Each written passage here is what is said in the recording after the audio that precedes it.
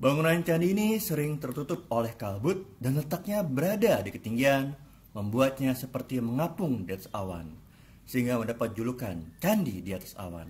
Bentuknya berbeda dengan candi-candi lain pada umumnya, membuat para arkeolog dan pengunjung kagum dengan gaya arsitekturnya. Apakah nama candi yang akan kita bahas dalam episode kali ini? Dan di masa kerajaan apakah candi ini dibangun? Dan sebagai tempat peribadatan agama apakah candi ini? Dan apa hubungan candi ini dengan kisah Raja Brawijaya V dan Sabda Palon yang merupakan pengiring setianya? Mari kita ikuti dalam jelajah candi kali ini bersama saya, Irfan Traveler.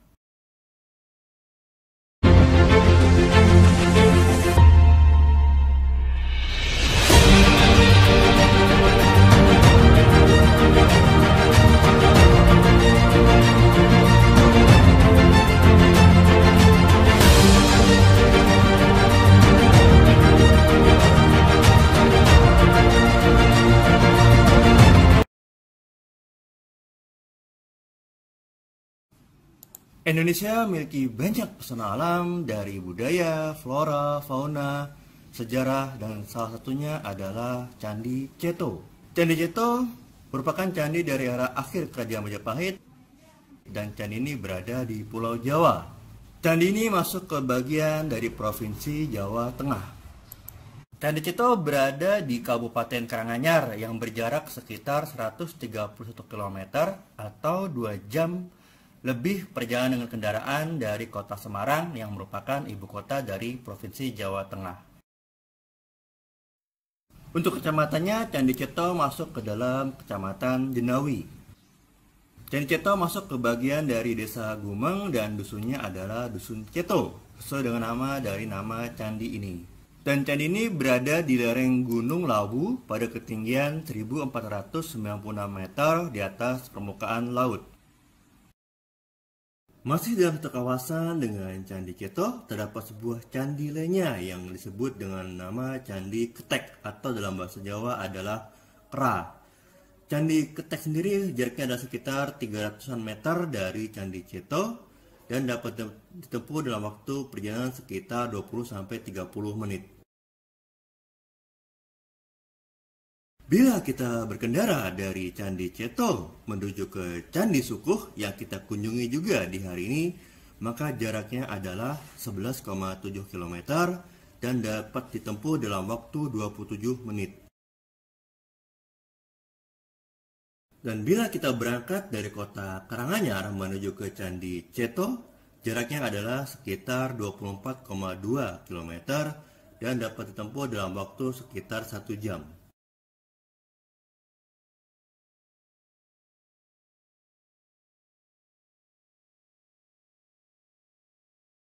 Lalu bagaimanakah kisah dari penemuan Candi Ceto? Candi ini ditemukan pertama kali oleh seorang sejarawan Belanda bernama Van de Vlisde di tahun 1842. Sang beliau ahli purbakala Belanda lainnya yang bernama Aje Bernet Kempers juga meneliti Candi Ceto. Beliau memimpin kantor urusan barang-barang purbakala dan di tahun 1947 beliau menerbitkan sebuah buku yang berjudul Eglis Borobudur yang menjelaskan mengenai pembangunan Candi Borobudur. Dan dari penelitiannya beliau menyimpulkan bahwa usia Candi Ceto tidak berbeda jauh dari Candi Sukuh yang berada di dekatnya. Ini bisa dilihat dari keadaan kedua candi ketika ditemukan. Pemerintah Belanda yang tertarik dengan Candi Ceto pun melakukan penelitian berupa ekskavasi atau penggalian untuk mengumpulkan benda-benda yang berkaitan dengan keberadaan candi ini di tahun 1928, dan setelah Indonesia merdeka, kegiatan ekskavasi dan penelitian dilanjutkan oleh pemerintah Indonesia.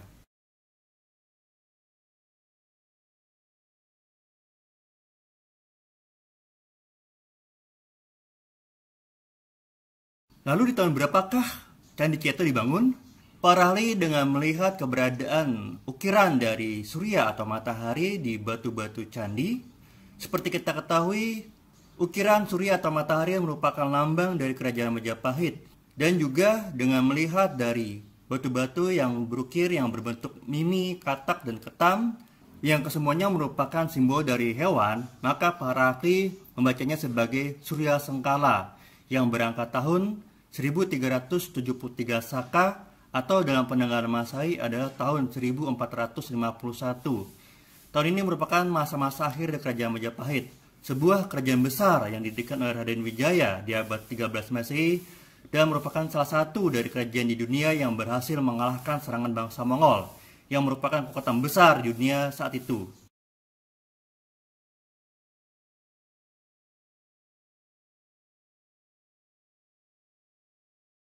Lalu apakah fungsi dari Candi Ceto? Nah, rekan-rekan, dengan melihat bentuk dari Candi Ceto yang seperti dengan kuil-kuil dari suku Aztec yang ada di Amerika Selatan, banyak orang yang dahulu berpikir bahwa ada hubungan antara kerajaan Aztec dengan bangunan ini. Namun sebenarnya itu tidaklah benar. Karena sebenarnya kalau kita perhatikan, maka bentuk Candi Ceto ini adalah bentuk dari punden berundak. Punden berundak sendiri adalah arsitektur khas bangsa Indonesia dan digunakan sebagai tempat pemujaan kepada leluhur dan kekuatan besar di luar kekuatan manusia. Percayaan ini sudah ada jauh sebelum masuknya agama-agama ke Nusantara, seperti agama Hindu, yang kemudian disusul agama Buddha, lalu agama Islam, dan terakhir adalah agama Kristen. Di Indonesia kita bisa menemukan beberapa situs dengan bentuk bangunan berundak. Di antaranya adalah ada di daerah Gunung Padang, di daerah Sukabumi, dan juga ada di Lebak Sibeduk, daerah Banten, dan juga situs Megalitikum Cipari di daerah Kuningan.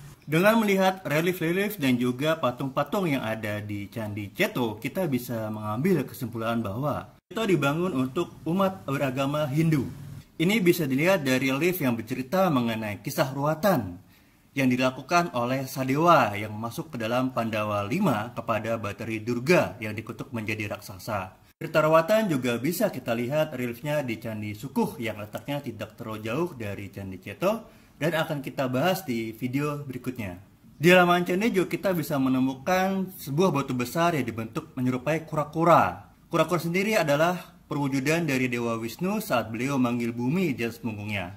Juga ada batu-batu yang dibentuk menjadi yoni. Yoni sendiri adalah lambang kesuburan dan merupakan perlambang dari Dewa Siwa. Nah, yang unik dari Candi Ceto adalah bila sebuah tempat ibadah adalah khusus untuk umat agama tertentu, maka di Candi Ceto selain menjadi tempat suci bagi umat Hindu dan tempat berziarah, maka Candi Ceto juga menjadi tempat peziarahan bagi kaum kejawen yang merupakan ajang kepercayaan dari masyarakat Jawa.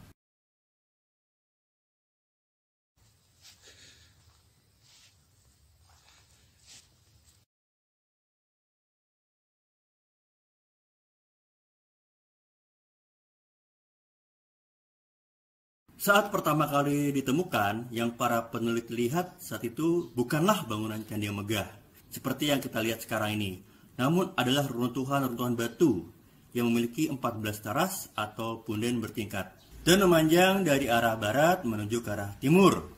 Dengan berjalannya waktu yang tersisa kini tinggal 13 teras saja, dan pemugaran dilakukan hanya pada 9 teras. Yang menarik dari Candi Ceto dibandingkan dengan candi-candi lainnya adalah strukturnya yang berteras-teras atau kita kenal dengan nama punden berundak. Sebuah bentuk arsitektur yang ada di masa prasejarah sebelum kedatangan agama Hindu maupun Buddha ke Indonesia.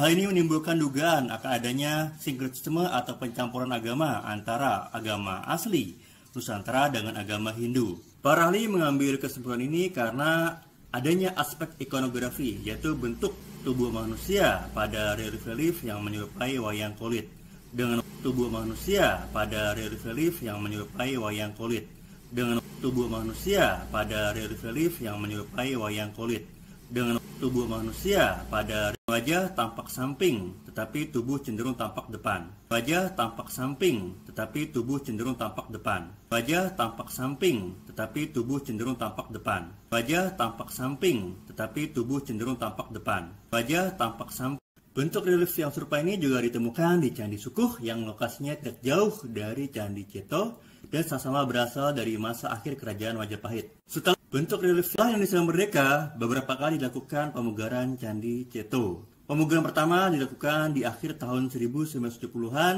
dan ternyata pemugaran ini banyak dikritik oleh para peneliti dan juga para arkeolog. Mengubah banyak struktur asli dari candi ini. Contohnya adalah gapura megah yang berada di depan pintu masuk Kemudian juga bangunan-bangunan yang terbuat dari kayu dan menjadi tempat pertapaan. Kemudian juga ada patung dari Sabdapalon, Nayagenggong, dan patung Brawijaya V yang merupakan raja terakhir Kerajaan Majapahit.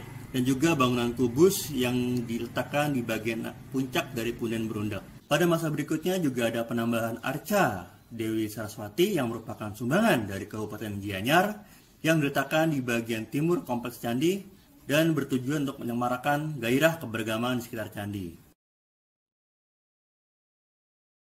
Saat pengunjung memasuki candi, yang pertama mereka lihat adalah 2 buah arca penjaga yang lokasinya di bawah tangga naik menuju pintu masuk candi yang berbentuk gapura.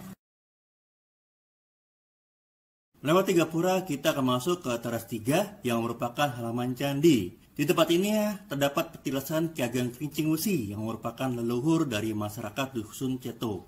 Sebelum masuk ke teras ke-7, di dinding kanan gapura terdapat inskripsi atau tulisan pada batu dengan aksara huruf Jawa kuno yang berbahasa Jawa kuno juga.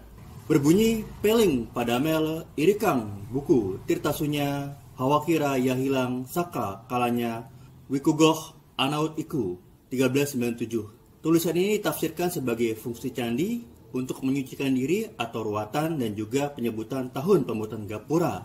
Jadi tahun 1397 Saka atau dalam penangan Masehi adalah tahun 1475. Di teras ke-7 ini yang merupakan sebuah halaman besar terdapat sebuah struktur dari batu mendatar yang besar yang menggambarkan kura-kura raksasa. Surya Majapahit yang merupakan lambang Kerajaan Majapahit dan juga simbol Palus yang merupakan lambang kesuburan sepanjang 2 meter dilengkapi dengan hiasan tindik atau persing bertipe ampalang. Kura-kura adalah lambang penciptaan alam semesta, sedangkan Palus merupakan simbol penciptaan manusia. Di teras berikutnya kita akan melihat bangunan-bangunan pendopo yang mengapit jalan masuk ke bangunan utama candi. Pendopo-pendopo ini digunakan sebagai tempat melangsungkan upacara-upacara keagamaan atau tempat berziarah atau tempat beristirahat atau bersemedi bagi para pengunjung. Di teras ini juga kita akan menemui jajaran batu relief yang memuat cuplikan kisah Sudamala seperti yang ada di Candi Sukuh. Kisah Sudamala berkaitan erat dengan upacara ruatan. Selain kisah Sudamala, di sini juga kita melihat beberapa relief yang menggambarkan bentuk tubuh dari manusia dan juga hewan. Di teras-teras berikutnya kita akan melihat arca dari Sabdapalon dan juga Nayagenggong. Arca Sabdapalon berada di arah utara, sedangkan Nayagenggong berada di arah selatan. Dua tokoh ini merupakan tokoh yang yakni sebagai abdi dan penasihat spiritual dari Prabu Brawijaya kelima, raja terakhir di Kerajaan Majapahit. Di arca ke-8 terdapat arca Palus yang disebut dengan Kunto Bimo yang merupakan lambang kesuburan. Di sini juga terdapat arca Prabu Brawijaya V dalam wujud Mahadewa. Di teras terakhir atau teras ke-9 yang merupakan teras tertinggi, di sini tempat memanjatkan doa dan terdapat bangunan berbentuk kubus terbuat dari batu. Masih dekat kompleks Candi Ceto, terdapat tempat untuk membersihkan diri sebelum melaksanakan upacara ritual atau peribadatan di Candi Ceto. Dan kita juga dapat mengunjungi sebuah candi yang lebih kecil ukurannya yang bernama Candi Ketek atau dalam bahasa Jawa adalah Kera. Terima kasih kepada para sahabat yang telah menyaksikan video ini. Silahkan berikan saran dan komen agar channel ini semakin baik ke depannya. Dan dukung kami terus dengan like dan subscribe channel ini. Terima kasih. Dari Candi Ceto, kita akan melanjutkan perjalanan kita ke Candi Sukuh.